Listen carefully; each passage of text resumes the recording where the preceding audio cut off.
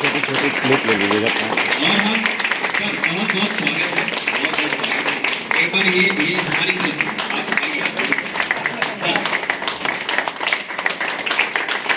जोरदार तालियां।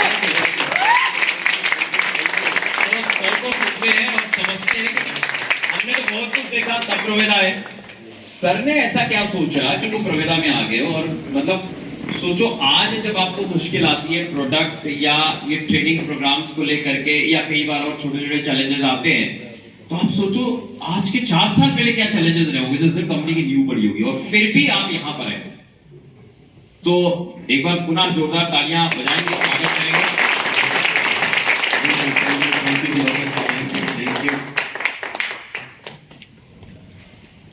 Good morning. Good morning.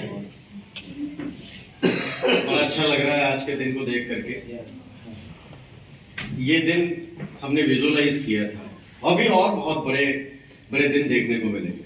मैं मेरा इंट्रोडक्शन दे दूं, मेरा नाम दिनेश तिवारी है और मैं इंदिरा नगर लखनऊ में रहता हूं। सन 2000 में डायरेक्ट सेलिंग इंडस्ट्री में आया। उसके पहले मैंने अपनी मैनेजमेंट की पढ़ाई को कंप्लीट किया था, इनफैक्ट टॉप किया था। लेकिन अपने पिताजी को पूरी जिंदगी मैंने एक सरकारी नौकरी भारतीय फौज की करते हुए मैंने बचपन से अपने आप को बड़ा होते हुए देखा था।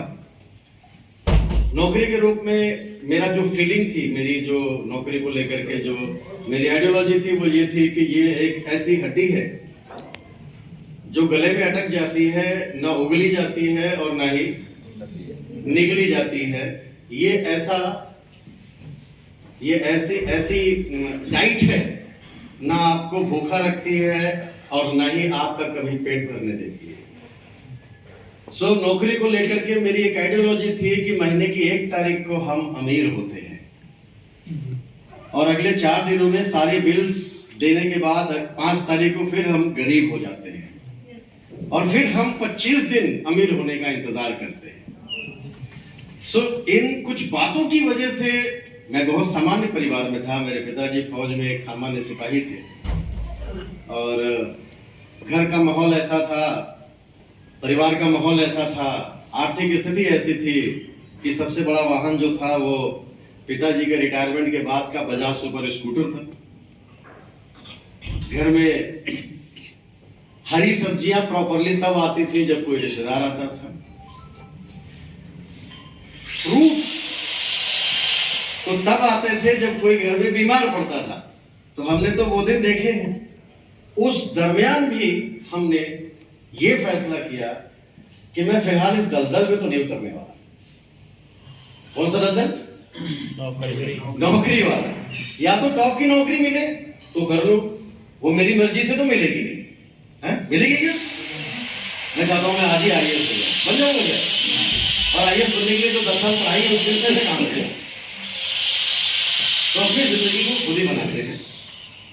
और जब कुछ काम करने के बारे में सोचने लगा, आज एक बड़ा सवाल आप लोगों के सामने है और उसका जवाब आपको मिलेगा कि मैं अपनी जिंदगी को बेहतर बनाना चाहता हूं अपने तरीके से, तो मेरे पास रास्ते क्या क्या है?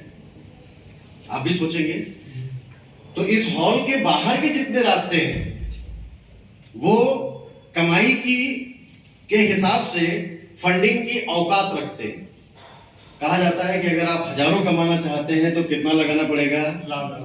और गलती से आप लाखों कमाने की इच्छा लेकर के कोई काम ढूंढ रहे हैं तो कितना लगाना पड़ेगा? करोड़ों। इसके आगे मत जाओ, करोड़ों छोड़ो।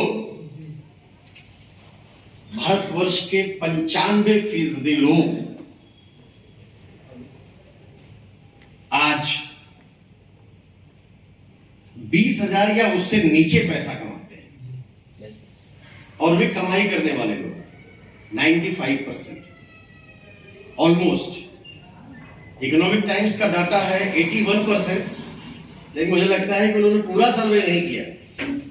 मुझे मेरे विचार से, मेरे अनुभव से लगता है तो जब 20,000 या उससे कम कमाते हैं, महीने के आखिर में हमारा पैसा खत्म हो जाता है, बगल वाले दुकानदार का उधार चढ़ जाता है, यानी पॉकेट में बिल्कुल इन्वेस्टमेंट के लिए पैसा नहीं है, तो हमारे लिए इस गेट के बाहर की कौन सी दुनिया इंतजार कर रही है जो हमारे सपनों को पूरा करेगी, हमें लखपति लाखों की इनकम या ये XYZ कमवाएगी। रिसर्च मत करो, टाइम वेस्ट होगा।